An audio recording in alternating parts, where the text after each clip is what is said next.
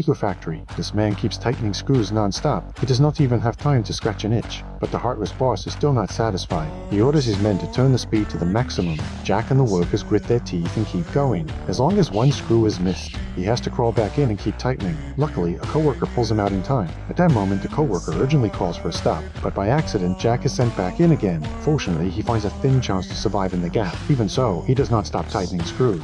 The supervisor outside turns the control device. Jack moves back along the gears the same way. He is finally rescued successfully. Under the boss's long-term exploitation, even when it is time to rest, Jack still remains stuck in work mode. He wants to sneak into the restroom to smoke and relax, but he does not expect the boss to have cameras in the bathroom. When it is time to eat, the boss rolls out an automatic feeding machine. Unfortunately, Jack becomes the test subject. The expert presses the power switch. First, Jack is served a bowl of appetizer soup. After he finishes, they even wipe his mouth thoughtfully. Then cakes are sent into his mouth one after another. But the good moment does not last long. Just as Jack happily chews on sticky corn, the machine suddenly malfunctions. The corn scrapes hard across his teeth. The expert opens the machine to check. Smoke has already started coming out inside. Hot soup is poured straight onto Jack's head. The expert hurriedly removes the screws from the machine. He casually puts them onto the tray. Then he starts the machine again. As the tray rotates, the screws are sent straight into Jack's mouth. In the end, the machine completely breaks down and launches a series of violent impacts at Jack. All of this makes Jack completely collapse. As long as he sees other people,